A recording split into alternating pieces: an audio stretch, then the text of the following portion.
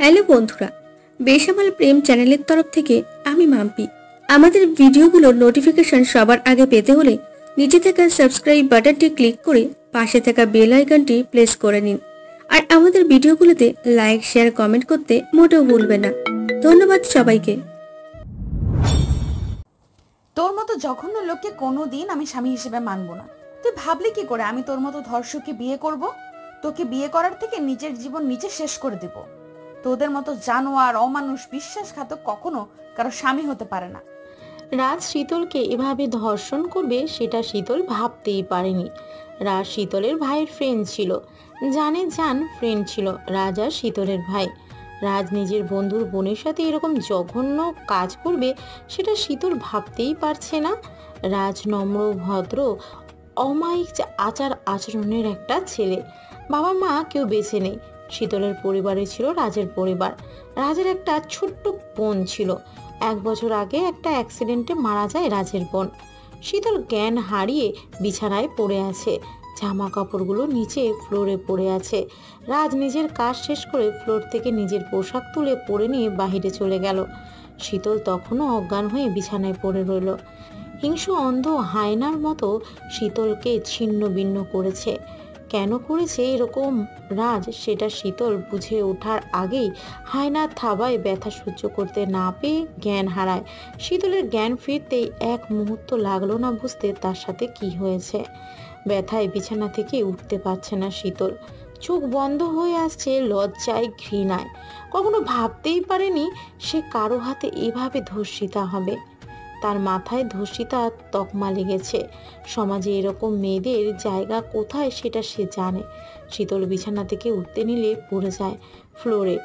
Minimum শক্তিটুকুও নেই তার মধ্যে ফ্লোর থেকে ওঠার। তখনই কারো কথা ভেসে উঠল শীতলের কানে। আমি কি হেল্প করব? শীতল তাকিয়ে দেখে যে তাকে ধর্ষণ করেছে সে সোফায় বসে আছে।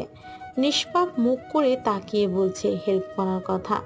রাজ সোফা থেকে উঠে আসতেই শীতল তার দুল হাত দিয়ে নিজের শরীর ঢেকে ফেলে। চোখ বন্ধ করে অঝরে কান্না করতে লাগলো শীতল। রাজ এসব তোয়াক্কা না করে ফ্লোর থেকে জামা কাপড় তুলে ছুঁড়ে মারে শীতলের দিকে। তাড়াতাড়ি ওয়াশরুমে ফ্রেশ হতে যাও। এগুলো পরে ওয়াশরুমে তোমার জন্য আরো ড্রেস আছে, ফ্রেশ হয়ে ওগুলো পরবে। রাজ কথাগুলো বলেই রুমের বাইরে চলে গেল। যাওয়ার আগে দরজা জোরে ধাক্কা দিয়ে লক করে বাহির থেকে শীতল ওয়াশরুমে গিয়ে শাওয়ারের নিচে বসে রইল। কেন তাকে ধর্ষণ করা হলো সেটা এখনো জানে না শীতল। রাজের মতো এমন ছেলে তাকে ধর্ষণ করেছে সেটা কিছুতেই মানতে পারছে না শীতল। শীতল সকালে কোচিং থেকে ফিরছিল। স্বাভাবিকভাবেই রাস্তাকে রাস্তায় দেখে বাসায় ড্রপ করার কথা বলে, পুরনো একটা বাড়িতে নিয়ে আসে। রাজ ভাইয়া, আমরা কোথায় যাচ্ছি? গেলেই দেখতে পারবে। তারপরও বলেন কোথায় যাচ্ছি? আমাকে কিডন্যাপ করছেন না তো? কথাটা বলে শীতল হেসে দিল। রাজও মুচকি হাসলো। রাজ পুরনো বাড়িতে এসেই শীতলের হাত ধরে একটা রুমে নিয়ে আসে। তোমার জন্য একটা সারপ্রাইজ আছে শীতল। এই সারপ্রাইজ আজীবন মনে থাকবে তোমার। রাজের চোখ হঠাৎ অন্যরকম হয়ে গেল। শীতল কিছু বুঝে ওঠার আগেই রাজ শীতলকে থাপ্পড় মেরে বিছানায় ফেলে দেয়। রাজ ভাই, আপনি কি করছেন? যা করছি তা তো দেখবেই। আমি কিছু দেখবো না। আমার কোনো সারপ্রাইজ লাগবে না। তা বললে হয় নাকি? সারপ্রাইজ তোমাকে নিতেই হবে। দেখুন, আমার ভয় করছে, আমাকে যেতে দিন। দেবো যেতে, আগে কাজ শেষ করি। কি কাজ করবেন? বাড়িতে সবাই আমার জন্য ওয়েট করছে। তোমাকে বাড়ি দিয়ে আসবো, আর তোমার বাড়িতেও জানিয়ে দিয়েছি ফোন করে তুমি আমার সাথে আছো। কেউ তোমার জন্য চিন্তা করবে না। রাজ নিজের শার্ট খোলা মাত্রই শীতলের আত্মায় পানি চলে আসে। শার্ট কেন খুলছেন আপনি? তুমি সিনেমা দেখো না ডিয়ার? শার্ট খুলে কি করে? রাজ হঠাৎ শীতলের জামায় হাত দেয় আর শীতলের কিছু বোঝার আগেই হিংস্রের মতো ঝাঁপিয়ে পড়ে। শীতল নিজেকে বাঁচানোর চেষ্টা করে, বাট একটা ছেলের শক্তির কাছে তাকে হার মানতে হয়। শীতল শাওয়ারের নিচে বসে এগুলো ভাবতে থাকে। একসময় মনে করে এই কষ্ট থেকে একমাত্র মৃত্যু তাকে মুক্তি দেবে। এই কষ্ট বুকে নিয়ে সে বেঁচে থাকতে পারবে না। এই মুখ আর কাউকে সে দেখাবে না।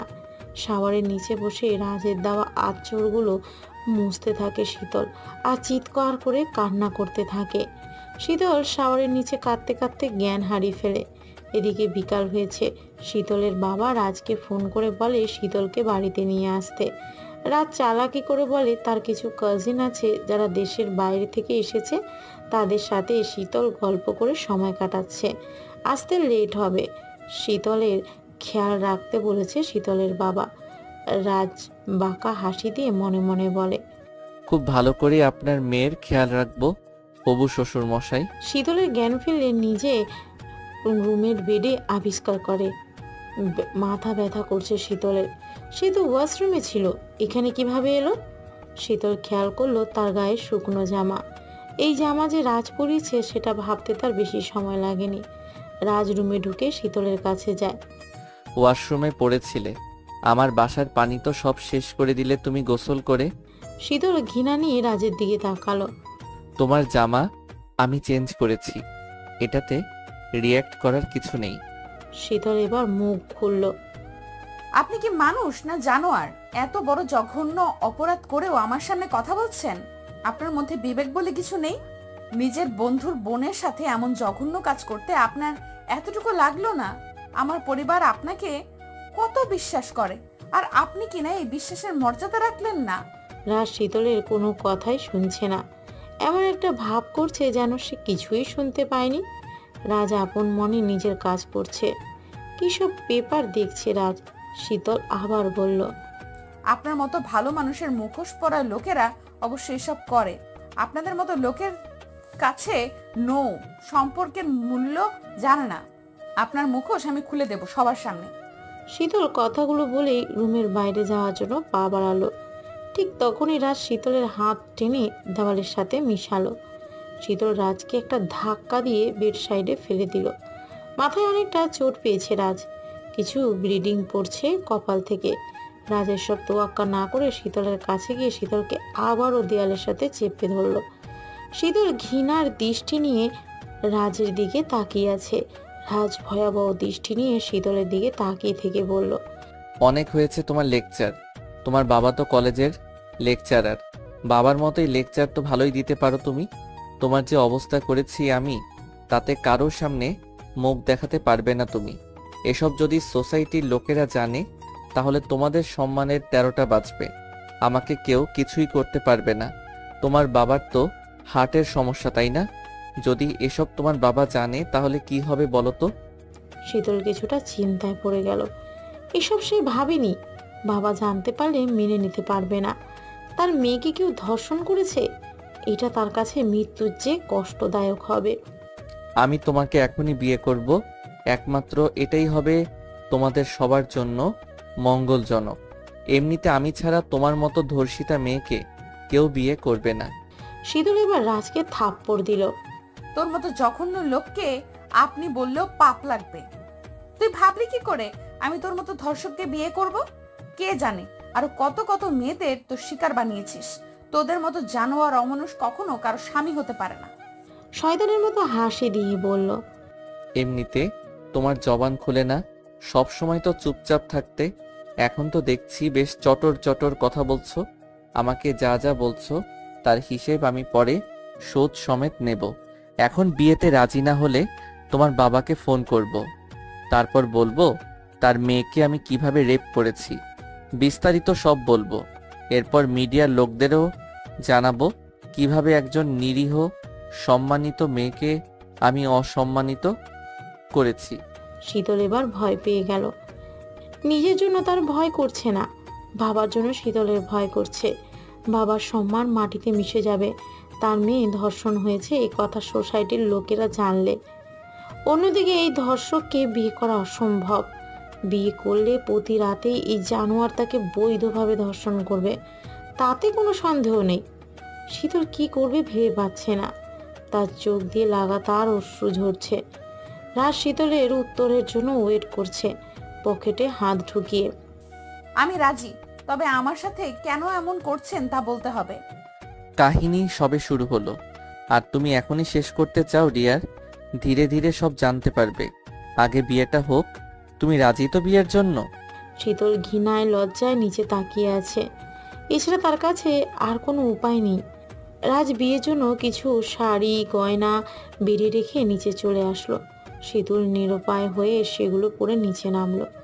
কাজী আর রেজিস্ট্রার তাদের বিয়ে পড়ালো। স্বাভাবিক নিয়মে চুপচাপ তাদের বিয়ে হলো। রাজ আর শীতল দাঁড়িয়ে আছে। শীতলের বাবা মা আর ভাই রোজ সোফায় বসে আছে। নীরবতা চলছে সবার মাঝে। শীতল শুধু কান্না করছে আর শীতলের মা আঁচল দিয়ে মুখ ঢেকে কান্না করছে। তোমরা আগে থেকে পছন্দ করো একে অপরকে, সেটা জানাবে না? আমার সম্মানের কথা একবারও ভাবলে না তোমরা? বোনকে কোলে নিয়ে বেড়ানো, খাওয়ানো, ঘুম পাড়ানো, সারা রাত জেগে থেকে পরীক্ষার জন্য প্রিপারেশন করানো, এসবের এভাবে প্রতিদান পেলাম। Wow, thank you very much dear sweet sister.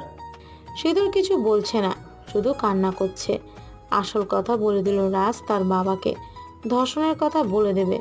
এজন্য শীতল চুপচাপ দাঁড়িয়ে আছে। যা বলার রাজ বলছে। রোদ, দোস্ত, আমরা ভালোবাসি দুজন দুজনকে, তাই না জানিয়েই বিয়ে করেছি। তোরা তো শীতলের বিয়ে অন্য জায়গায় ঠিক করে ফেলেছিস। শীতলকে হারানোর ভয়ে আমি এই কাজ করেছি। তুই তো কথাই বলিস না, বন্ধু হয়ে এমন করলি, আমাদের সম্মানের কথা ভাবলি না? রাজ চুপচাপ হয়ে গেল। আমি তোমাদের মুখ দেখতে চাই না। আমার মেয়ে মারা গিয়েছে আমার কাছে। এই বাড়িতে তোমাদের ছায়াও যেন না দেখি। রোদ বাবা, এদের চলে যেতে বলো। শীতল তার বাবার পা ধরে বসে পড়ল। বাবা, আমি ভুল করেছি, আমাকে মাফ করে দাও। তোমাদের ছাড়া আমি বাঁচবো না। শীতলের বাবা পা ছাড়িয়ে নিয়ে চলে গেল নিজের রুমে। রোদও চলে গেল রাগে। শীতলের মা তাদের মাথায় হাত রেখে চলে যেতে বলল। রাজ বাবা, তোমরা এখন চলে যাও। রোদের বাবা আর রোদ রাগ করেছে। রাগ চলে গেলে তোমাদের আপন করে নেবে। আমার মেয়েকে দেখো বাবা, তুমি ছাড়া ওর কেউ নেই আর। জি আন্টি, দেখে রাখবো, খুব ভালো করেই দেখে রাখবো। আপনি চিন্তা করবেন না, ওর চোখের পানি পড়তে দেব না কখনো। শীতল শেষবারের মতো তার মাকে জড়িয়ে ধরে কাঁদলো। তার মাও কাঁদলো মেয়েকে বিদায় দিয়ে। শীতল মনে মনে বলল, আমি তোমাদের সম্মান নষ্ট করিনি মা। তোমরা জানো তোমাদের মেয়ের সাথে কি হয়েছে? আজকের পর থেকে তোমাদের মেয়ে জীবন্ত লাশ হয়ে থাকবে। রাজ বিদায় নিয়ে শীতলকে নিয়ে তার গাড়িতে বসলো। ড্রাইভ করছে রাজ, আর শীতল বাহিরে মুখ বের করে কাঁদছে তার পরিবারের জন্য। শীতল ভাবছে, কেন তার জীবনে এমন হলো? রাজ কেন তার সাথে এমন করলো? কি অপরাধ ছিল তার? কিসের জন্য এমন করেছে সে? আর যাই হোক, এই অমানুষের সাথে থাকা যায় না। তার গা ঘিন ঘিন করছে রাজের কথা ভেবে। সারা জীবন এই লোকের সাথে সে থাকবে কিভাবে? শীতল বাহিরে তাকিয়ে কান্না করছে। রাজ বিশাল এক আলিশান বাড়িতে গাড়ি থামালো। রাজ শীতলকে কিছু না বলেই হনহন করে ভিতরে চলে গেল। শীতল রাজের পিছু পিছু বাড়িতে ঢুকলো। বাড়ির ভিতরে গিয়ে শীতল অবাক হলো। জমিদার বাড়ির মতো লাগছে বাড়িটা। বিদেশি সব শোপিস দিয়ে বাড়িটা সাজানো। শীতল কিছুটা ভয় পাচ্ছে বাড়ির ভিতরে ঢুকে রাজকে সে দেখতে পাচ্ছে না। সে তো রাজের রুমও চেনে না। কিছুই বুঝতে পারছে না সে কি করবে। অবশ্য যার স্বামী রাজের মতো হয় তার সব কিছু নিজেই বুঝতে হয়। শীতল ধীরে ধীরে রুমে ঢুকলো। রুমে দেখে শীতলের মনে হলো যে কোনো অন্ধকার বাঘের রুমে ঢুকেছে। হঠাৎ রাজ ওয়াশরুম থেকে টাওয়াল পরে বের হলো। রাজ শীতলকে খেয়াল করেনি। রাজ ফোনে কথা বলছে আর এক হাত দিয়ে টাওয়ালটা খুলছে। টাওয়াল খোলার সাথে সাথে শীতল একটা চিৎকার দিল। তুমি এখানে যে? আমাকে দেখতে ইচ্ছে করছিল বুঝি? আবার আদর নিতে এসেছো তাই না ডিয়ার? কাছে এসো, একটু আদর করে দেই। রাজ মুচকি হেসে কথাগুলো বলল টাওয়াল পরতে পরতে। আপনাকে আমার জুতাও দেখতে চায় না। আপনার আদরের থেকে পুরো গায়ে আগুন জ্বালিয়ে দেব, তবু আপনার নোংরা ছোঁয়া নিজের গায়ে লাগাবো না। এত তেজ তোমার! তোমার এই অ্যাটিটিউডের জন্য মন চায় প্রেমে পড়ি। তোমাকে ভালোবাসতে ইচ্ছে করে খুব। নেশা নেশা লাগে তোমার অ্যাটিটিউড দেখে। রাজ শীতলের কোমর জড়িয়ে ধরে বলল কথাগুলো। শীতল রাজকে এক ঝটকা দিয়ে সরিয়ে দিল। রাজ মুচকি হাসলো শুধু। আপনার মতো জানোয়ার কাউকে কখনো ভালোবাসতে পারে না, কারো প্রেমেও পড়ে না ধর্ষকরা। কারো ভালোবাসার যোগ্যও না আপনার মতো জঘন্য লোক।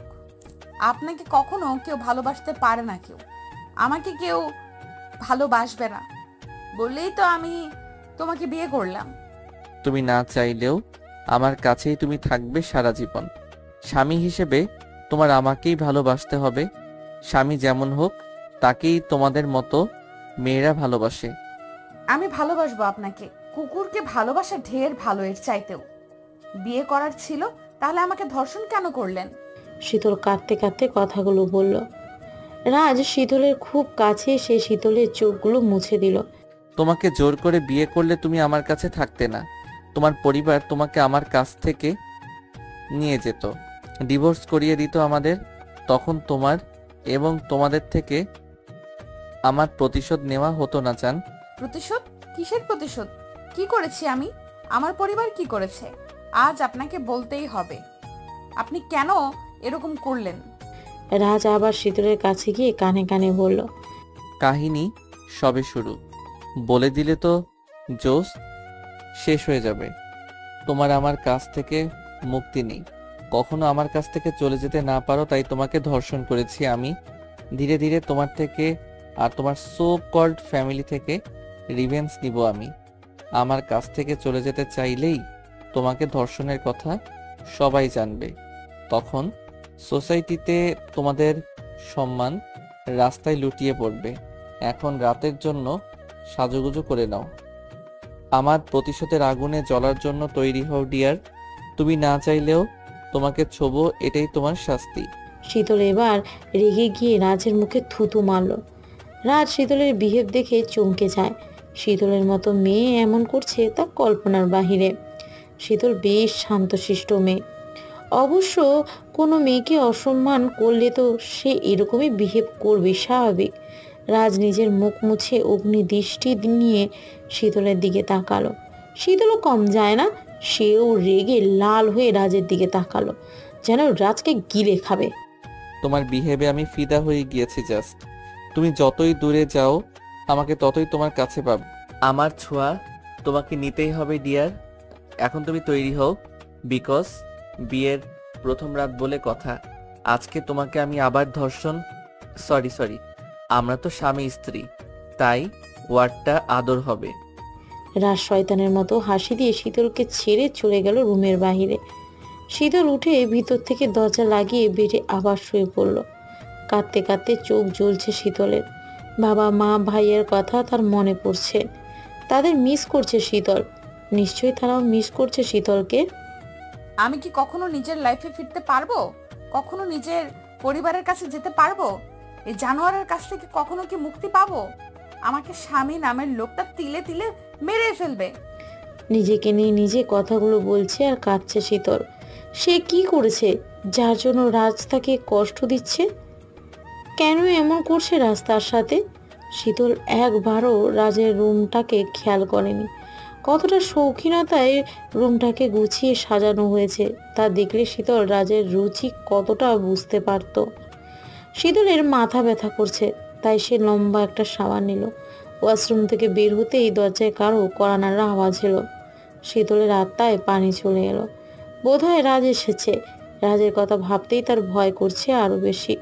রাজ না জানি তাকে কি করবে আবার। হয়তো আজকেই চিবিয়ে খেয়ে ফেলবে তাকে জানোয়ারের মতো। শীতল ভয়ে ভয়ে দরজার সামনে গেল। হঠাৎ শীতল কোমরে কারো ঠান্ডা স্পর্শ পেল। পিছনে তাকিয়ে দেখে রাজ শয়তানের মতো দাঁত বের করে হাসছে। ছাড়ুন আমাকে। আপনার সাহস কি করে হয় আমাকে ছোঁয়ার? আমার থেকে দূরে থাকুন। আমি তোমাকে ছোবো না তো কে ছোবে ডিয়ার? রাজের শিকারকে কারো ছোঁয়ার অধিকার নেই। কেন? আপনি আমাকে কিনে রেখেছেন? কিনেই তো রেখেছি। আজকেই তো চিরদিনের জন্য তোমাকে আমার করে নিলাম। আমি আপনাকে স্বামী হিসেবে মানি না, আর কখনো মানবো না। আপনার মতো জানোয়ারকে আমি শুধু ঘৃণা করি, এর চেয়ে বেশি কিছু না। রাজ শীতলকে আবারও নিজের কাছে নিয়ে এলো। রাজ শীতলের কানে কানে বলল, আমি তো তোমাকে বউ হিসেবে মানি, এটাই আমার কাছে যথেষ্ট তোমার কাছে আসার। আমাকে তোমার ভালোবাসতে হবে না। আমার শিকারকে কতভাবে নিজের করে নিতে হয় তা আমি জানি ডিয়ার। শীতল দাঁতে দাঁত চেপে কথাগুলো শুনছে চোখ বন্ধ করে। তোমার চুলের সুবাসটা তো সেই লেভেলের, তোমার গায়ের গন্ধটাও একদম পারফিউমের মতো। শীতল রাজের পায়ে একটা মোচড় দিল পা দিয়ে। সে ভেবেছে রাস্তাকে ছেড়ে দিবে, বাট ছাড়লো না, বরং আরও জোরে চেপে ধরলো পিছন থেকে।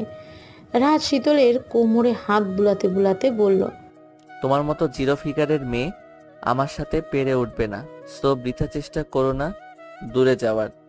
এখন চলো খাবে, খেয়ে দে শক্তি অর্জন করো, বিকজ রোম্যান্স করতে গেলে তো তোমার হজম করতে হবে তো ডিয়ার। রাজ কথাগুলো বলেই শয়তানের মতো হাসি দিল। আমি কোনো ধর্ষকের টাকায় খাবার খাবো না, এর থেকে না খেয়ে মরে যাব। মরতে তোমাকে হবেই, বাট সেটা আমার হাতে। তোমাকে আমি মারবো তিলে তিলে। আর বারবার আমাকে ধর্ষক বলবে না, খবরদার। তাহলে আমার জঘন্য রূপ ধারণ করতে হবে। এখন চলো আমার সাথে, তা না হলে তোমার বাড়িতে ফোন করে বলবো তোমাকে কিভাবে বিয়ে করেছি। শীতল আর কিছু বলল না। রাজের সাথে নিচে গেল শীতল। শীতল নিচে গিয়ে দেখলো ডাইনিংয়ে খাবার দেওয়া হয়েছে, বিশাল আয়োজন করা হয়েছে। এত কম সময়ে কিভাবে এত আয়োজন করলো কে জানে। শীতল কিছু বুঝে ওঠার আগেই রাজ শীতলের উপর উঠে খুব কাছে গিয়ে বলল, প্রতিশোধের আগুনে জ্বলার জন্য তৈরি হও ডিয়ার। শীতল আপ্রাণ চেষ্টা করলো রাজের থেকে নিজেকে ছাড়াতে, বাট পারল না। হাজার হোক, একটা ছেলের শক্তির কাছে একটা মেয়ে কখনোই পারে না। শীতলের চোখ থেকে শুধু পানি পড়ছে, যা কেউ দেখছে না, এমনকি রাজও না। রাজ নিজের প্রতিশোধ নেওয়ার নেশায় আছে। ভোরের দিকে রাজ ক্লান্ত হয়ে উপর হয়ে ঘুমোচ্ছে। শীতল ব্যথায় কাঁদছে। রাজের কোনো হুঁশ নেই তাতে। শীতল বুঝতে পারছে না কিসের প্রতিশোধ নিচ্ছে রাজ তার কাছে। রাজের ছোঁয়ায় কোনো ভালোবাসা ছিল না, শুধু প্রতিশোধের নেশা ছিল। শীতল শাওয়ারের নিচে বসে কাঁদছে। এই কান্না কেউ শুনতে পারছে না, শুধু শীতল আর আল্লাহ তাআলা শুনছে। শাওয়ার শেষে শীতল নামাজ পড়ল, তারপর জায়নামাজে বসে মোনাজাত ধরে কান্নাকাটি করলো কতক্ষণ। রাজ শীতলকে প্যাকেটটা দূরে ছুঁড়ে মারল। আপনার দেওয়া জিনিস আমি নেব না। রাজ শীতলকে হঠাৎ কোলে তুলে নিয়ে ওয়াশরুমে গেল। তারপর শাওয়ার ছেড়ে দিয়ে শীতলকে ধরে রাখলো নিচে।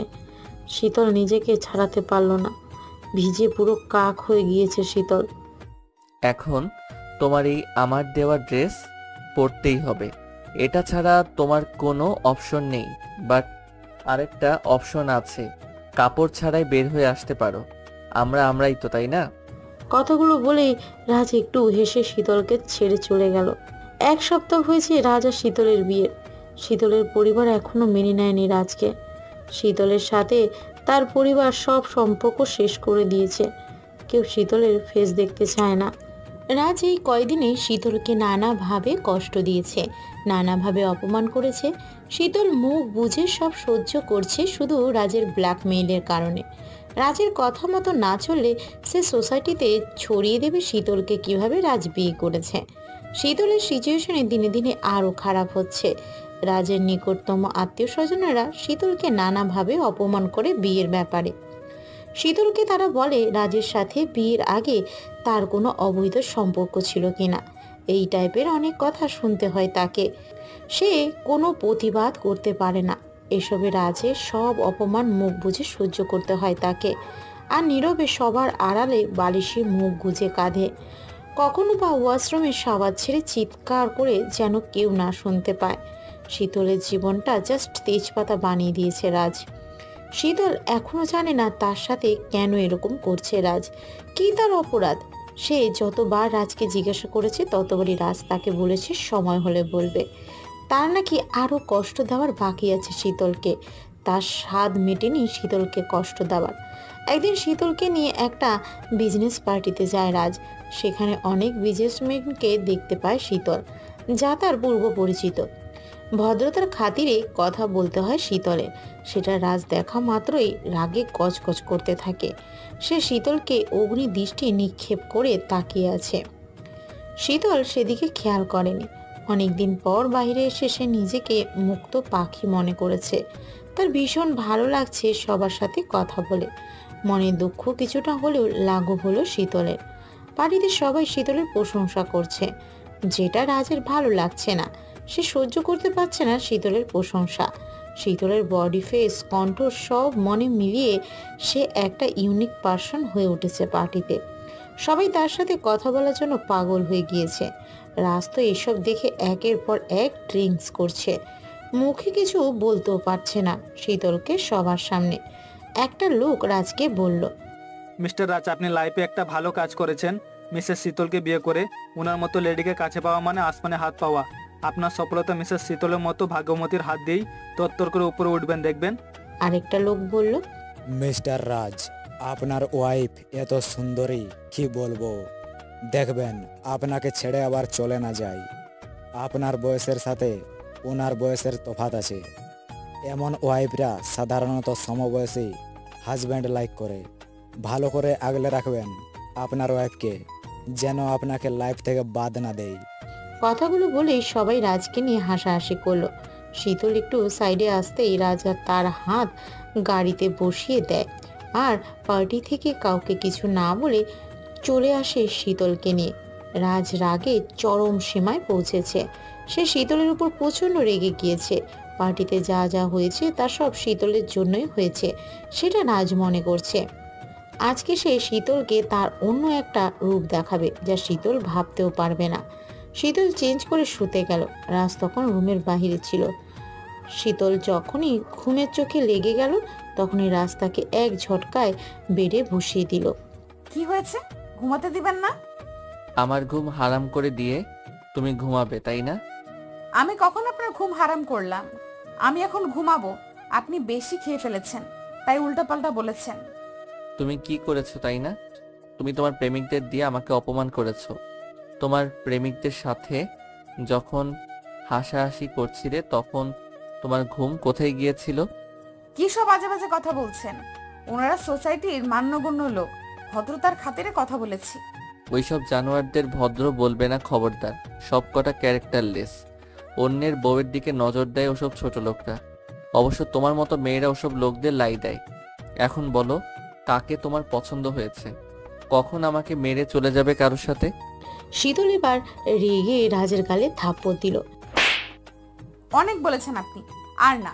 এবার আমি বলবো, আপনি শুনবেন। অনেক অপমান করেছেন, কিন্তু বলিনি। আজকে অপমানের চরম সীমানায় পৌঁছেছেন। নিজেকে সবার মতো ভাববেন না। আপনি একটা জানোয়ারের থেকেও নিকৃষ্ট। ভেবেছি আপনি কখনো ঠিক হবেন আর নিজের ভুল বুঝতে পারবেন, বাট আমি ভুল ছিলাম। আপনি কখনো মানুষ হবেন না। ধর্ষক কখনো মানুষ হয় না। শীতল কথাগুলো বলেই রুমের বাহিরে যাওয়ার জন্য পা বাড়ালো। তখন রাজ শীতলকে এক টানে বেডে ফেলে দিল। আজকে জানোয়ার কাকে বলে তা তোমাকে দেখাবো। রাজ নিজের প্যান্টের বেল্ট খুলে হাতে নিল, নিজের শার্ট খুলে ফ্লোরে ফেলে দিল। রাজ প্রচুর ড্রিঙ্কস করেছে বিদায় তার হুঁশ হারিয়ে ফেলেছে। রাজ একটা ওড়না দিয়ে শীতলের হাত পা মুখ বেঁধে ফেলল, যেন চিৎকার আওয়াজ কেউ না শুনতে পায়। শীতলের কিছু বুঝে ওঠার আগে রাজ বেল্ট দিয়ে অমানুষের মতো শীতলকে আঘাত করতে থাকে। ইচ্ছে মতো আঘাত করতে থাকে শীতলকে, আর শীতল চিৎকার করে কান্না করতে থাকে।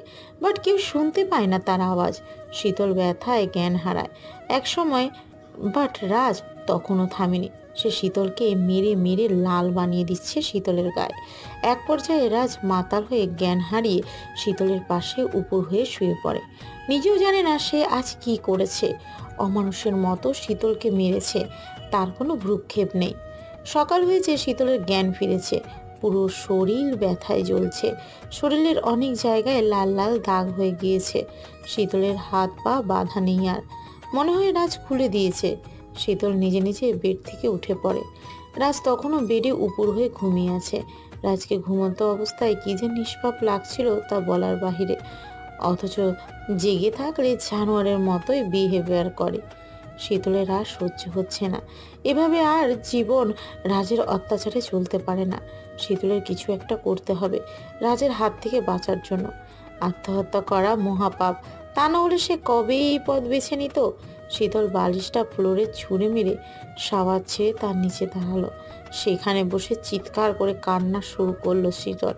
তার কান্না কেউ দেখতে পারছে না, একমাত্র আল্লাহ ছাড়া তার নিজের বলতে কিছু নেই। নিজের পরিবারও মুখ ফিরিয়ে নিয়েছে। সে মরতেও পারছে না আর মারতেও পারছে না। শীতল কি করবে তা ভেবে পাচ্ছে না। কিসের দোষে এত শাস্তি তা সে এখনো জানে না। সাবার করে শীতল রুমে এসে দেখে রাজ বেডে নেই। রাজের গাড়ির চাবিও নেই। শীতল গাড়ির হর্ন পেল, তার মানে রাজ বাহিরে যাচ্ছে। হঠাৎ টেলিফোনে রিং হলো।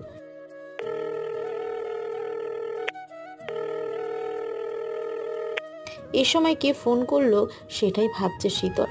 শীতল সংকোচ নিয়ে ফোনটা ধরলো।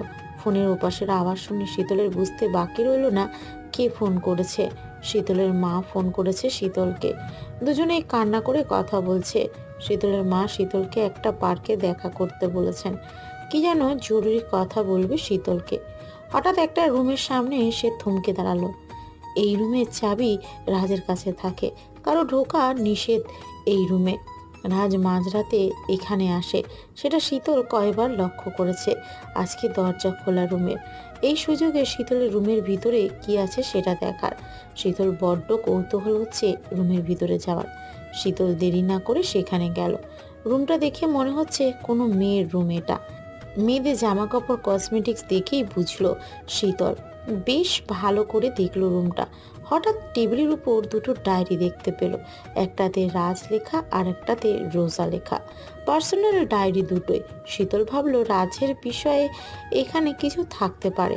রাজের বোন কিভাবে মারা গিয়েছে সেটা শীতল জানে, বাট তবুও রোজার ডায়েরি পড়তে ইচ্ছে হলো শীতলের। শীতল প্রথমে রোজার ডায়েরি খুলে পড়তে শুরু করলো। রোজা, আমি রোজা। বাবা মা কেউই নেই আমার, তবে একটা ভাই আছে। বাবা মার আদরে ভাইয়া আমাকে মানুষ করেছে। ভাইয়া আমাকে নিজের জীবনের থেকে বেশি ভালোবাসে। আমার জন্য নিজের জীবন দিতে পারে। আমিও একজনকে ভালোবাসি। সে আমাকে ভালোবাসে কি না তা জানি না, তবে তার চোখ দেখে বুঝেছি সে আমাকে ভালোবাসে। শীতল বুঝতে পারলো রোজা একজনকে ভালোবাসে। তারপরেও কিছু পৃষ্ঠা খালি। শেষের কয়েকটা পৃষ্ঠায় কিছু লেখা দেখতে পেল শীতল। আমি ভাবতাম সে আমাকে ভালোবাসতো, বাট আজকে জানতে পারলাম সে আমাকে একটুও ভালোবাসে না। আমি আমার এই জীবন আর রাখবো না। ভাইয়া আমাকে মাফ করে দিও। শীতল বুঝতে পারলো রোজা আত্মহত্যা করেছে, বাট সে যাকে ভালোবাসতো তার নাম লেখা না থাকায় শীতল তা জানতে পারলো না। এরপর শীতল রাজের ডায়েরি খুলে পড়তে শুরু করলো। আমি আমার বোনকে ভীষণ ভালোবাসি। তার জন্য জীবনের সব সুখ কোরবানি দিতে পারি। আমি খুব রাগী, জেদি আর কঠোর টাইপ, বাট আমার এই কঠোর টাইপে সুখের পরশ নিয়ে এলো আমার ভালোবাসা শীতল। I love you very much হার। যে কোনো কিছুর বিনিময়ে আমি ওকে চাই। আজও আমি আমার ভালোবাসাকে নিজের মনের কথা বলতে পারিনি। প্রথম যেদিন ওকে দেখেছিলাম সেদিন এলোমেলো চুলে ওকে এত সুন্দর লাগছিল যে ইচ্ছে হচ্ছিল এখনই বিয়ে করে ওর সৌন্দর্যে ডুব দেই। পরে জানতে পারলাম ও আমার জানের জিগার দোস্ত, রোদের বোন। শীতল রাজের ডায়েরি পড়ে স্তব্ধ হয়ে গেল। সে শব্দেও ভাবেনি রাজ তাকে কখনো ভালোবাসতো। এখন তার কিছু রহস্য খুলেছে। রাজ মাঝে মাঝে ভার্সিটিতে যেত। শীতলের ক্লাসের সামনে দাঁড়িয়ে থাকতো। এমনকি প্রাইভেট কোচিংয়েও রাজ দাঁড়িয়ে থাকতো। শীতলের জন্যই রাজ দাঁড়িয়ে থাকতো সেটা আর বুঝতে বাকি রইল না। শীতলের মাথায় এক গাদা প্রশ্ন ঘুরছে। রাজ তাকে এতই ভালোবাসে, তাহলে ধর্ষণ করলো কেন? জীবন গেলেও কেউ তার ভালোবাসাকে অপমান করে না, তাহলে রাজ এমন করলো কেন? কি কারণ থাকতে পারে ওর? পুরো ডায়েরি পড়লেই এই রহস্য জানা যাবে। শীতল আবারও ডায়েরি পড়া শুরু করলো। ঠিক তখনই রাজের গাড়ির হর্ন বাজলো। শীতল ভয়ে তাড়াতাড়ি ডায়েরি রেখে রুম থেকে বেরিয়ে এলো। শীতল রুম থেকে বেরিয়ে বারান্দায় গিয়ে দাঁড়ালো। রাজ রুমে এসে শীতলকে ডাকলো। শীতল সঙ্গে সঙ্গেই রাজের সামনে এসে হাজির হলো। শীতল লক্ষ্য করলো কালকে রাজ যা করলো তার কোনো অনুতাপ নেই রাজের মনে। মনে হয় নেশায় মাতাল হয়ে সব ভুলে গিয়েছে রাজ। কি ব্যাপার, তোমার গায়ে এগুলো কিসের দাগ? বুঝেছি, এসব আমার উপর রেগে করেছো তাই না? শীতল এবার বুঝতে পারলো রাজের রাতের কথা কিছু মনে নেই। আমার গায়ে আমি যা ইচ্ছে তাই করব, তাতে আপনার কি? রাজ শীতলের কথা শেষ হতেই শীতলকে বিছানায় ফেলে দিয়ে দু হাত দিয়ে চেপে ধরলো। শীতলের ভয়ে প্রাণ যায় যায় অবস্থা। কতবার বলবো তুমি আমার সম্পত্তি, তোমার উপর কারো অধিকার নেই, স্বয়ং তোমার উপর শুধু আমার অধিকার। এই রাজ হলো তোমার মালিক। আমার যা ইচ্ছে তাই করব তোমার সাথে। তোমাকে মারবো, কাটবো, তারপর আমি আবার জোড়া লাগাবো। বুঝতে পেরেছো কি বলেছি তোমায়? শীতল মাথা নাড়ালো। রাজ আবার বলতে শুরু করলো। কাল পার্টিতে তুমি যা করেছো তা এখনো ভুলিনি আমি। সবার সাথে হেসে হেসে কথা বলছিলে, আমার সাথে তো কখনো এসে কথা বলো না। আর যদি কখনো দেখি কারোর সাথে কথা বলতে, তাহলে তোমাকে জবাই করে কবর দেব। কখনো কোনো ছেলের সাথে কথা বলতে যেন না দেখি তোমায়।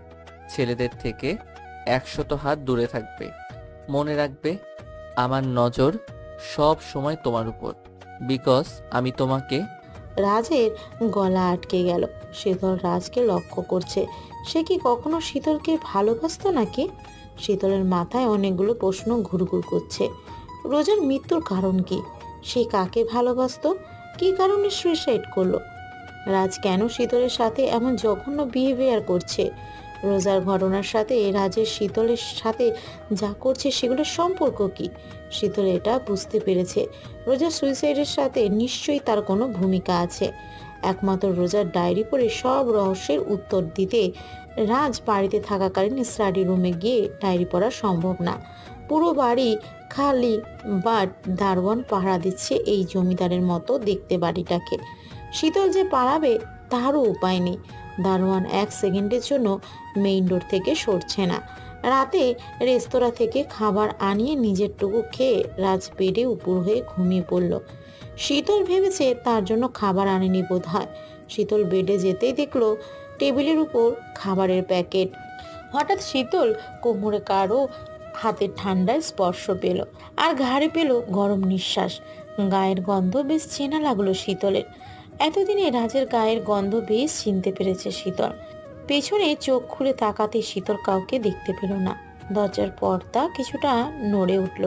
শীতল দৌড়ে রুমে গিয়ে দেখে রাজ যেমনভাবে ঘুমিয়েছিল তেমনভাবে ঘুমিয়ে আছে এখনো। শীতল রাজকে ছাড়িয়ে শাড়ি ঠিক করে স্টাডি রুমে গেল। ডায়েরিটা নিয়ে পড়তে শুরু করলো।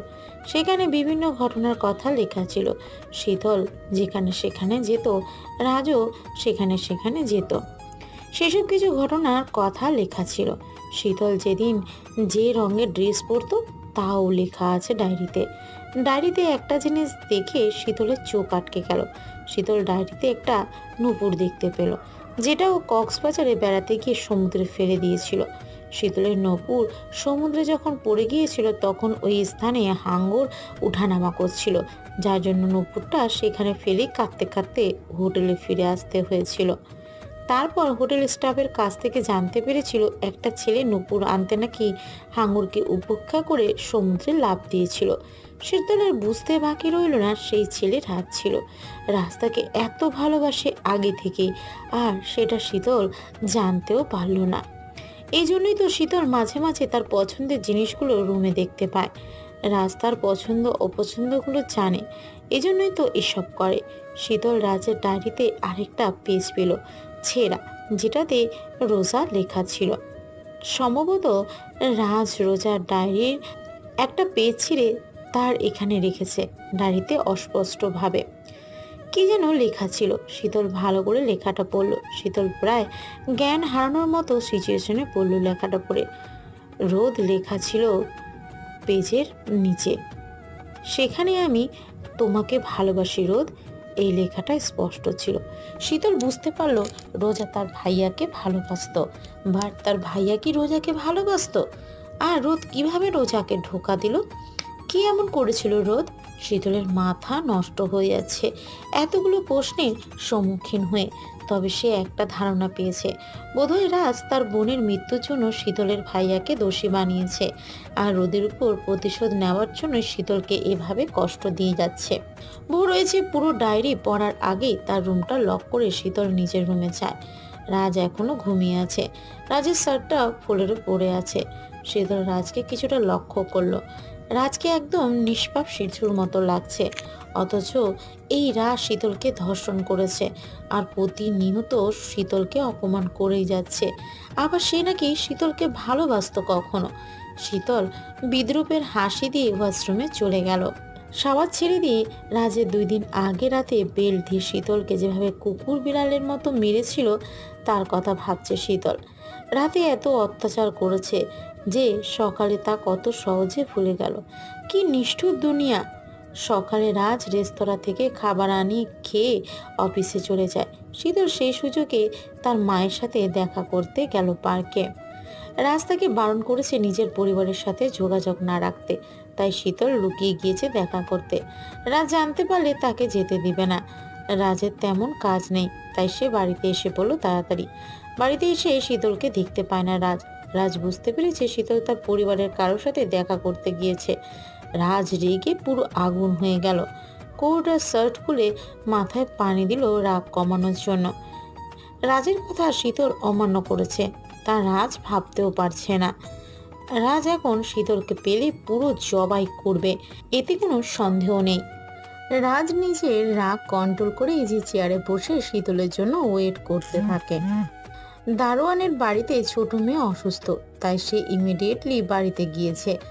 আর শীতল সেই সুযোগে বাহিরে বের হতে পেরেছে। শীতল ভয়ে ভয়ে পার্কে গেল। শীতলের বেশ ভয় করছে, বিকজ রাজকে না জানিয়ে এখানে মায়ের সাথে দেখা করতে এসেছে সে।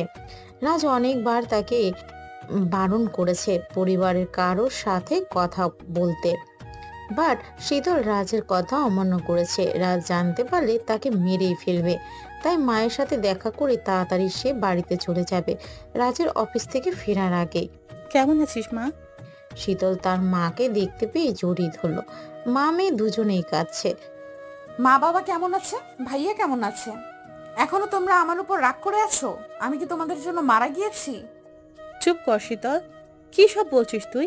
তুই তোর বাবাকে আর ভাইকে কষ্ট দিয়েছিস, তারা তোর উপর রেগে আছে, কিন্তু তোকে ওরা ভালোবাসে। একদিন ঠিক তোকে মেনে নিবে, দেখবি। তোর একই অবস্থা শরীরের, রাজ কি তোর খেয়াল করে না? শীতল সত্যিটা তার মাকে জানাতে চায় না, তাই কিছু মিথ্যে বলল। তা না মা, রাজ আমাকে অনেক ভালোবাসে, সে আমার অনেক কেয়ার করে, আমার পা মাটিতে নামতে দেয় না। আসলে তোমাদের ছেড়ে এসেছি তো, তাই এমন দেখাচ্ছে। তোমাদের জন্য মন খারাপ হয় ভীষণ। আমি তোকে কিছু কথা বলবো মা? আমাদের সোসাইটি নিয়ে চলতে হয়। তুই আমার মাথায় হাত দিয়ে বল, তুই কখনো নিজের সংসার ছেড়ে আসবি না? রাজের সাথে থাকবি মৃত্যুর আগ পর্যন্ত? রাজকে স্বামীর মর্যাদা দিবি সবসময়?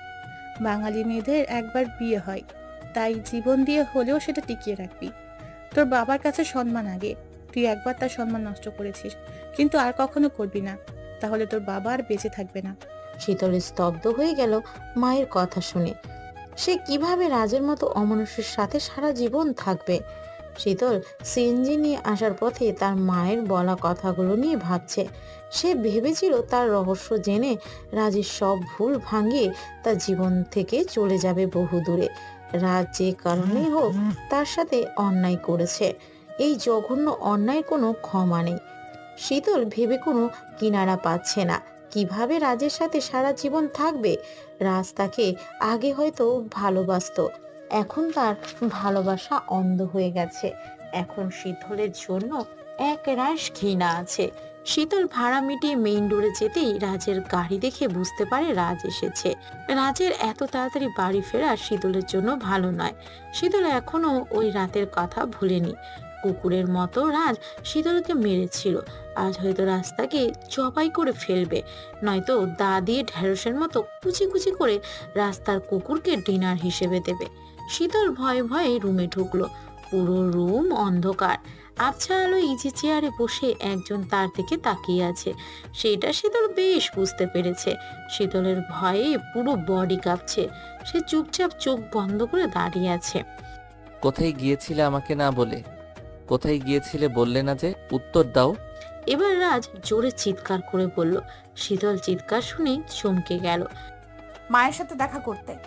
আমি তোমাকে কি বলেছিলাম আমার পরিবারের কারোর সাথে যোগাযোগ না রাখতে? তো তুমি যোগাযোগ রাখলে কেন? আমার কথা অমান্য করছো কেন? এত বড় সাহস তোমার হলো কি করে? শীতল এবার ভয়ে কান্না করে দিল। জাস্ট স্টপ, তোমার কান্না বন্ধ করো। তুমি আমার কথা অমান্য করেছো, এর শাস্তি তোমায় পেতেই হবে। তুমি কি ভেবেছো আমি কিছু বুঝি না? মায়ের সাথে প্ল্যান করে আমাকে মারার জন্য দেখা করতে গিয়েছিল, তাই না? তা কিভাবে মারবে আমাকে তা ঠিক করেছো? আমার কথা অমান্য করার শাস্তি তোমাকে পেতেই হবে। রাজ ওই দিনের মতো আবার নিজের বেল্ট খুলে শীতলের কাছাকাছি আসতে শুরু করলো। শীতল ভয়ে ভয়ে পিছুচ্ছে, রাজ এগোচ্ছে। শীতল কিছু বলছে না, বিকজ সে জানে রাজকে বোঝালেও বুঝবে না। রাজ শীতলের হাত ধরেই শীতল জ্ঞান হারালো। শীতল রাজের উপর জ্ঞান হারিয়ে পড়ে গেল। রাতে শীতলের জ্ঞান ফিরল। জ্ঞান হারিয়ে ভালো হয়েছে, অন্তত রাজের অত্যাচারের হাত থেকে বাঁচা গেল। শীতল চোখ বুলিয়ে রাজকে খুঁজলো, বাট পেল না তাকে। এই সুযোগে শীতল লুকানি ডায়েরি নিয়ে ওয়াশরুমে গিয়ে ডোর লক করলো, ডায়েরিটা পড়া শুরু করলো আবার। আমার লাইফে একটা বন্ধু ছিল, রোদ, যাকে আমি ভীষণ বিশ্বাস করতাম, বাট সে আমার বিশ্বাস ভেঙে ফেললো। আমার কলিজার টুকরো বোনকে সে সুইসাইড করতে বাধ্য করেছে। কেন করলো এরকম আমাদের সাথে? আমি আমার বোনের প্রতিশোধ নিয়ে ছাড়ব। রক্তের বদলে রক্ত, খুনের বদলে খুন, আর অপমানের বদলে অপমান। আমি ছাড়বো না কাউকে। এজন্য আমাকে যা করতে হবে তাই করব। প্রয়োজনে নিজের ভালোবাসার কোরবানি দেব, তবুও নিজের কলিজার টুকরো বোনের প্রতিশোধ নিয়ে ছাড়ব। আমি ছাড়বো না কাউকে, সব ধ্বংস করে দেব। রোদ, তুই আমার বোনের সাথে যে অন্যায় করেছিস তা তোর বোনের সাথে করব 1000 গুণ বেশি। শীতল কিছুটা নিঃশ্বাস নিয়ে আবার পড়তে শুরু করলো। কয়েকটা পাতা খালি, তারপর দুটো পাতাতে লাল কালি দিয়ে কিছু লেখা। আমি রাজ, আমি একজনকে ভালোবাসি, জীবনের থেকেও বেশি ভালোবাসি তাকে। কিন্তু আজকে আমি আমার ভালোবাসাকে ত্যাগ করছি। আজকে আমি আমার ভালোবাসাকে অপমান করব। যে কোনো ভালোবাসার মানুষ তার ভালোবাসার সাথে করে না। শীতলকে কখনো নিজের মনের কথা বলিনি, না বলে ভালো করেছি। ও জানলে হয়তো ওর সাথে কোনো জঘন্য কিছু করতে পারতাম না। ওকে কখনো জানতেও দেব না, ওকে কখনো ভালোবাসতাম আমি। নিজের ভালোবাসাকে কোরবানি দিলাম আদরের বোনের জন্য। নিজের কলিজার টুকরো আদরের বোনের নিস্তব্ধ রক্তাক্ত দেহটা আমি কবরে রেখেছি। আমার বোনটা একা থাকতে পারতো না কখনো, ওর একা থাকতে ভয় করতো, কিন্তু এখন ওকে একা থাকতে হচ্ছে। ভাইয়া ভাইয়া করে আমাকে ডাকছে, পরিষ্কার শুনতে পারছি রোজ বলছে, ভাইয়া আমাকে এখান থেকে নিয়ে যাও, আমি থাকবো না এখানে, আমার অন্ধকারে একা থাকতে ভয় করছে। বোন, তোর গা ছুঁয়ে প্রতিজ্ঞা করেছিলাম, তোকে যারা কষ্ট দিয়েছে তাদের দ্বিগুণ কষ্ট আমি ফিরিয়ে দেব। তুই তোর অকৃতজ্ঞ ভাইয়ের উপর ভরসা রাখ শুধু। ডায়েরিটা পড়ে শীতলে চোখ দিয়ে পানি পড়ছে। সে আবার ডায়েরি পড়া শুরু করলো। আমি আজ আমার ভালোবাসাকে অপমান করেছি। আমি নিজের হাতে আমার ভালোবাসার মানুষকে ধর্ষণ করেছি। আমার ভালোবাসা যন্ত্রণায় চিৎকার করছিল, তখন আমি প্রতিশোধ নেওয়ার খুশিতে অমানুষ জানোয়ারের মতো হাসছিলাম। ক্ষতবিক্ষত করেছি আমি আমার ভালোবাসাকে। আমি আজ ধর্ষক হয়েছি। সমাজের চোখে আমি সবচেয়ে সেই নিকৃষ্ট মানুষ হয়েছি। আমার এগুলোর কোনো অনুতাপ নেই। যা করেছি তা ওদের প্রাপ্য ছিল। আমি আমার বোনের কষ্টের, দুঃখের, যন্ত্রণার প্রতিশোধ নেব। এখন থেকে 1000 গুণ কষ্ট দেব শীতলকে, কারণ এ আমার বোনের হত্যাকারীর বোন। এটাই ওর সবচেয়ে বড় অপরাধ। তিলে তিলে মারবো শীতলকে আমি। তারপর রোদকে বোঝাবো বোনের সাথে অন্যায় হলে কেমন লাগে। ওর কাছ থেকে চিরদিনের মতো শীতলকে কেড়ে নেব। রোজ শুধু তাকিয়ে দেখবে, বাট কিছুই করতে পারবে না। এভাবেই আমি আমার আদরের বোনের প্রতিশোধ নেব। ইচ্ছে করলে রোদকে 1 সেকেন্ডেই মেরে ফেলতাম, ঘাট থেকে ওর মাথাটা আলাদা করে দিতাম, বাট তা করিনি। একেবারে মেরে ফেললে তো মনের মতো প্রতিশোধ নেওয়া হবে না। তিলে তিলে যন্ত্রণা দিয়ে মারবো ওকে, তারপর ওর পরিবারকে। সবাই আমার শত্রু, কাউকে আমি ছাড়বো না। শীতল পুরো ডায়েরি পড়ে স্তব্ধ হয়ে গেল। রাজ তাকে আর তার ভাই রোদকে এত ঘৃণা করে জাস্ট বলার বাহিরে। প্রতিশোধের নেশায় রাজ পাগল হয়ে গেছে। যে শীতলকে সে ভালোবাসতো তাকে সে এখন ঘৃণা করে, প্রতিনিয়ত তার উপর নির্মম অত্যাচার করে। রাজ তার প্রতিশোধ নিচ্ছে, কিন্তু এভাবে আর কতদিন? শীতল মানছে তার ভাই দোষ করেছে, বিশাল অপরাধ করেছে, তারপরও সব কিছুর একটা সীমা আছে। শীতল তো কোনো অপরাধ করেনি, তাহলে ওকে কেন শাস্তি পেতে হচ্ছে? রোদের বোন হওয়া কি তার অপরাধ? এতে শীতলের তো কোনো হাত নেই।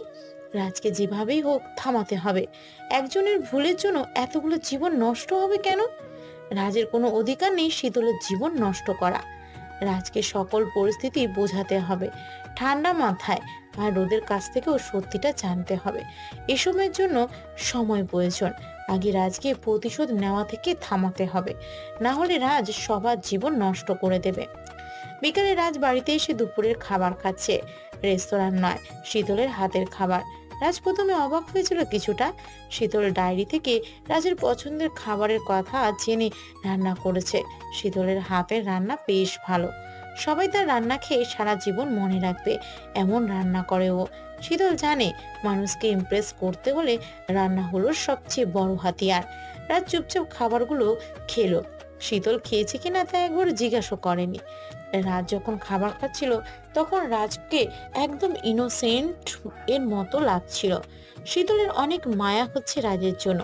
যে বোনকে সে এত ভালোবাসতো সেই বোন অকালে চলে গেল।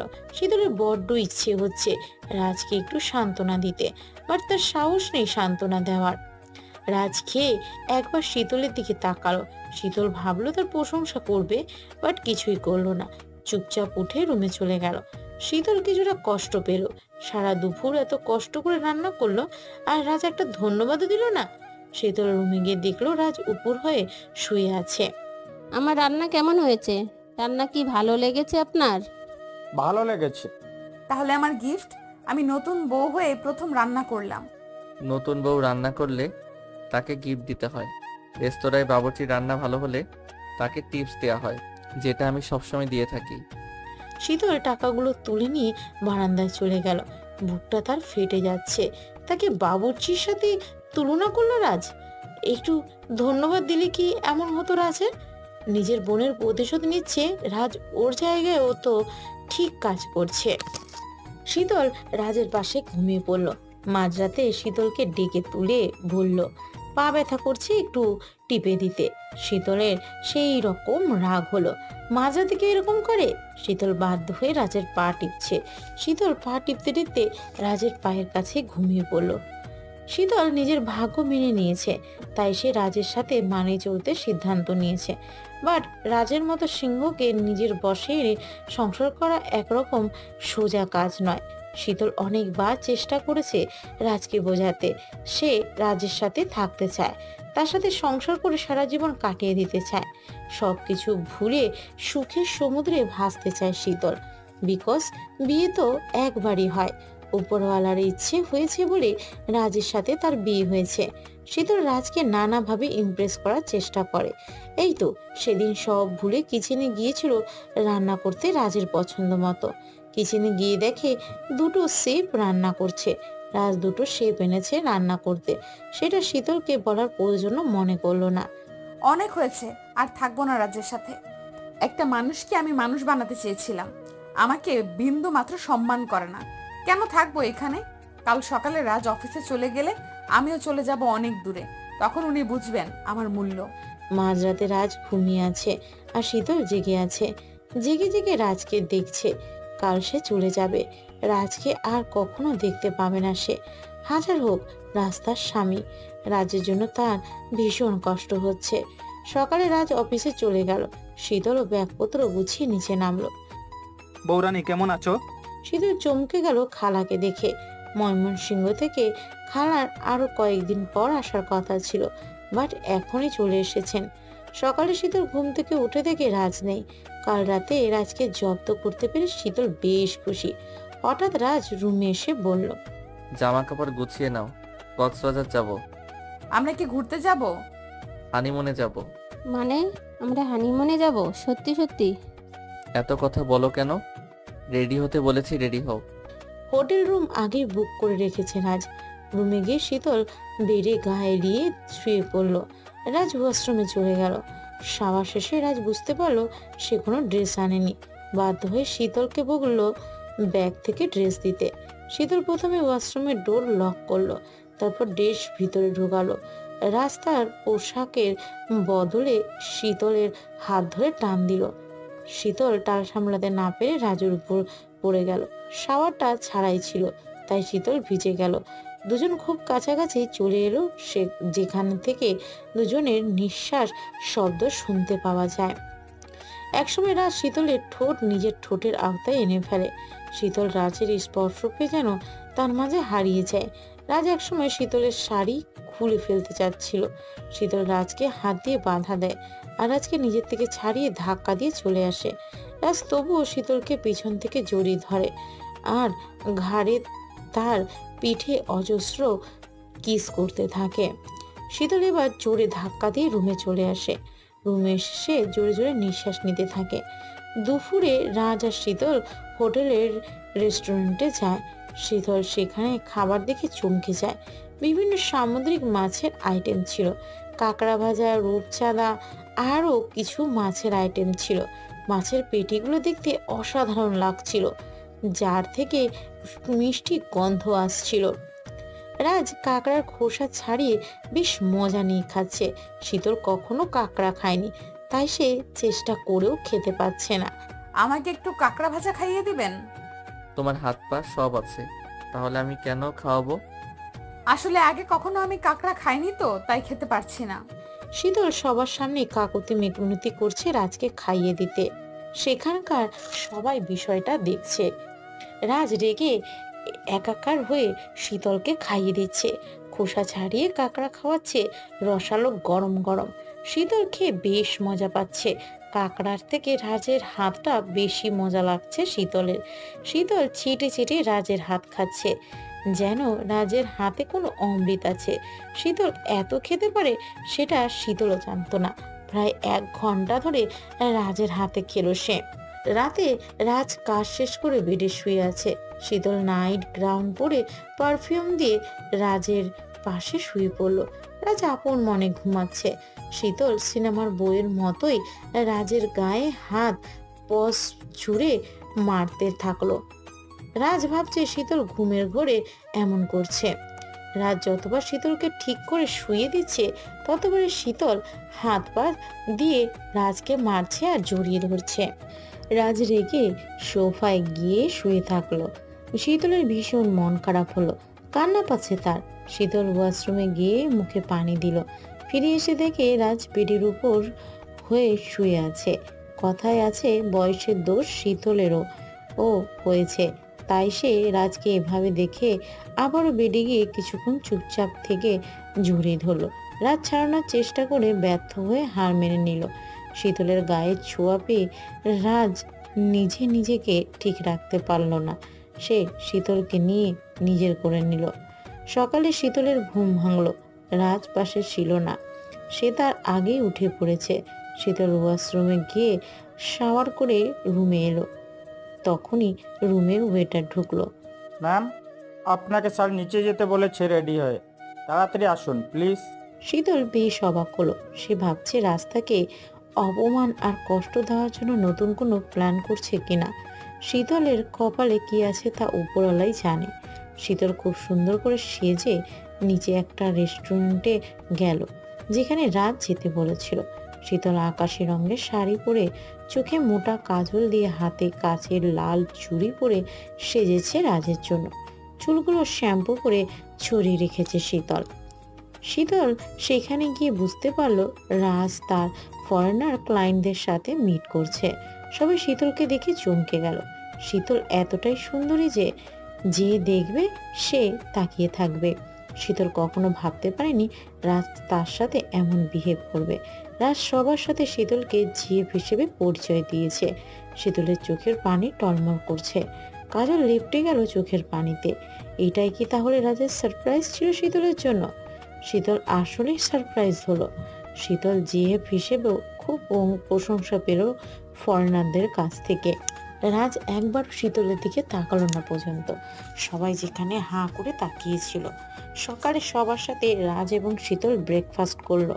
রুমে বসে বসে রাজ তার ক্লায়েন্টদের সাথে ল্যাপটপে মিটিং করছে, আর শীতল হোটেল রুমের বারান্দায় দাঁড়িয়ে সমুদ্র দেখছে। মাঝে মাঝে শুধু আর চোখে তাকাচ্ছে রাজের দিকে। শীতল প্রথমে মন খারাপ করলেও পরে মেনে নিয়েছে রাজের অপমান। রাজ তবুও তাকে জিএফ হিসেবে পরিচয় দিয়েছে সবার কাছে। অন্তত তাকে কোনো সম্পর্কের সাথে জড়িয়েছে রাজ। এখানে বসে আছো কেন? আবার কি ড্রামা শুরু করলে? আমি ড্রামা করছি না, আসলে আমার পা মচকে গিয়েছে। শীতল মাথা নিচু করে তাকিয়ে আছে।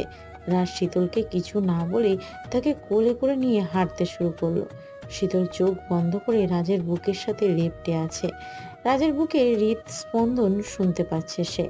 রাজের প্রতিটি নিঃশ্বাসও অনুভব করছে শীতল। শীতলেরও হৃদস্পন্দন ক্রমশ বাড়ছে, বিকজ রাজ তাকে এই প্রথম কোলে করে নিয়েছে।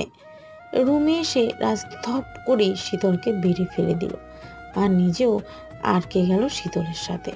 শীতলের চুল রাজের শার্টের বোতামে আটকে আছে। দুজনেই দুজনকে ছাড়ানোর চেষ্টা করছে, বাট পাচ্ছে না। শীতল আর রাজ দুজনের এত কাছে যে দুজনের প্রতিটা নিঃশ্বাস শোনা যাচ্ছে। রাজ বোতাম ছাড়াতে গিয়ে শীতলের উপর পড়ে গেল। রাজ নিজেকে কন্ট্রোল করতে না পেরে শীতলকে জড়িয়ে ধরে কিস করতে শুরু করলো। শীতল চোখ বন্ধ করে রাজের ডাকে সাড়া দিল। রাগ এক পর্যায়ে পাগলের মতো শীতলকে ভালোবাসতে শুরু করে। মনে হচ্ছে যত যন্ত্রণা সব শীতলের উপর দিয়ে মেটাচ্ছে। শীতলের ভীষণ কষ্ট লাগছে রাজের এমন বিহেভিয়ারে। নিজেকে ছাড়ানোর চেষ্টা করছে শীতল, ভার রাজ তাকে ছাড়ছে না। হঠাৎ রাজের ফোন বেজে ওঠে আর রাজ শীতলকে ছেড়ে দিয়ে কিছুক্ষণ তাকিয়ে থেকে রুমের বাইরে চলে গেল। শীতল বেড থেকে উঠে আয়নায় গিয়ে নিজেকে দেখলো। ঠোঁট পুরো ফুলে গিয়েছে আর গায়ের অনেক জায়গায় রাজের দেওয়া চিহ্ন। এগুলো যদি ভালোবাসার চিহ্ন হতো তাহলে এত ব্যথা করতো না, বরং ভীষণ সুখ অনুভব করতো সে। রাজ শীতলকে সবসময় শুধু ব্যবহারের বস্তু হিসেবে ব্যবহার করে। রাত হয়েছে, শীতল আর রাজ ডিনার করছে। রাজ আপন মনে খাচ্ছে আর শীতল শুধু রাজকে দেখছে। খেয়ে এনার্জি তৈরি করো যেন আমার দেয়া ব্যথা সহ্য করতে পারো। রাজ উপর হয়ে বেডে শুয়ে আছে। শীতল ওয়াশরুম থেকে বেরোতে নিলে জ্ঞান হারায়। শীতল ফ্লোরে পড়ে যাওয়ায় বেশ শব্দ হয়। রাজ শোয়া থেকে উঠে পড়ে। শীতলের চোখ খুলতে সে ডক্টরকে দেখতে পেল আর রাজকে রহস্যময় ভাবে নিজের দিকে তাকিয়ে থাকতে দেখল। শীতলের বিষয়টা অবাক লাগলো। রাজ শুধু তাকিয়ে আছে। ডক্টর বলল, মিসেস রাজ, আপনার কিছু টেস্ট লিখে দিয়েছি। রাজ, আপনি আপনার ওয়াইফের টেস্ট করিয়ে নেবেন তাড়াতাড়ি। ধারণা করছি আপনার ওয়াইফ প্রেগন্যান্ট। শীতল চমকে গেল কথা শুনে ডক্টরের। রাজও বেশ অবাক হয়ে যায়। রাজ ইজি চেয়ারে বসে বসে চিন্তা করছে। রাজের চিন্তা ভর করেছে তাকে। অন্যদিকে শীতল হঠাৎ বেশ খুশি খুশি অনুভব করলো। সে ভাবছে যদি সে মা হয় তাহলে রাজ তাকে মেনে নিতে বাধ্য। রাজও বাবা হবে। প্রতিটা পার্সন বাবা মা হতে চায়। বাবা হওয়ার অনুভূতি রাজকে পাল্টে দিতে পারে। শীতলের ইচ্ছে করছে এক্ষুনি টেস্ট করে নিশ্চিত হতে সে কি আদৌ মা হতে চলেছে নাকি। রাত 12টা বাজে। শীতল খুশিতে ঘুমিয়ে আছে।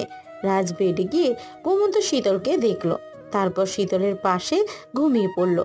রাতে আর রাজ শীতলের কাছে গেল না। শীতলকে বিরক্তও করলো না। শীতল ঘুমায়নি, সে রাজের জন্য ওয়েট করছিল।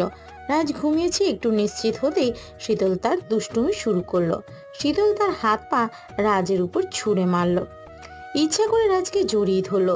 রাজ সব বুঝতে পারছে, সে কিছু বলছে না, চুপচাপ শীতলের দুষ্টুমি সহ্য করছে। শীতল ভাবছে প্রেগনেন্সির জন্যই রাজ তার খেয়াল রাখতে শুরু করেছে। যাই হোক, রাজ তাকে কিছুদিনের মধ্যে মেনেও নিবে। শীতল নাস্তা করতে বসলো। সব খাবারগুলো বেশ স্বাস্থ্যসম্মত। কয়েক রকমের ফলও ছিল। রাজ রুমে এসে দেখলো শীতল নাস্তা সেরে একেবারে শাড়ি পরে সেজে গুজে রেডি হয়ে বসে আছে। কি ব্যাপার, তুমি এত সকাল সকাল রেডি হয়েছো কেন? কোথাও যাবে তুমি? আমি তো আপনার জন্য বসে আছি, আজকেই টেস্ট করাবো।